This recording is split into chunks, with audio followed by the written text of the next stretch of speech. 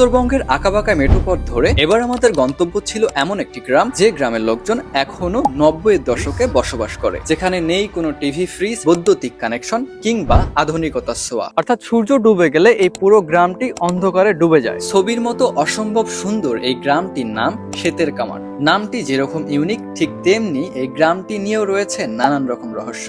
এখানে বাড়ি রয়েছে প্রায় 35 থেকে 40টির মতো, যেখানে আনুমানিক 9টি পরিবার বসবাস করে। প্রায় 2 থেকে আড়াই বিঘা জমির উপর গ্রামটি গড়ে উঠেছে, আর এই পুরো গ্রামটির একজন ব্যক্তি মালিকানা রয়েছে। এই গ্রামটিতে বসবাস করতে হলে আপনাকে বেশ কিছু নিয়ম মানতে হবে। শুনে হয়তো অবাক হবেন, এই গ্রামে যারা বসবাস করে অন্য জায়গায় তাদের রয়েছে নিজস্ব বাড়ি। আধুনিকতার কোলাহল, ব্যস্ততা কিংবা যান্ত্রিক জীবন থেকে বেরিয়ে আসার জন্যই মূলত এই গ্রামটি প্রতিষ্ঠা করা হয়। এখানকার মানুষের জীবন জীবিকার প্রধান উৎস কৃষি। এছাড়াও জাল দিয়ে মাছ ধরা কিংবা ফাঁদ ব্যবহার করে পাখি শিকার করারও রয়েছে এক বিশেষ রীতি। উল্লেখ্য, এই গ্রামটিতে পাওয়া যায় না ঠিক মতো নেটওয়ার্ক কানেকশন, তাই এখানকার মানুষ পুরোপুরি ইন্টারনেট বিচ্ছিন্ন। এই গ্রামটি নীলফামারী জেলার ডোমার উপজেলার চিলাহাটি ইউনিয়নে অবস্থিত।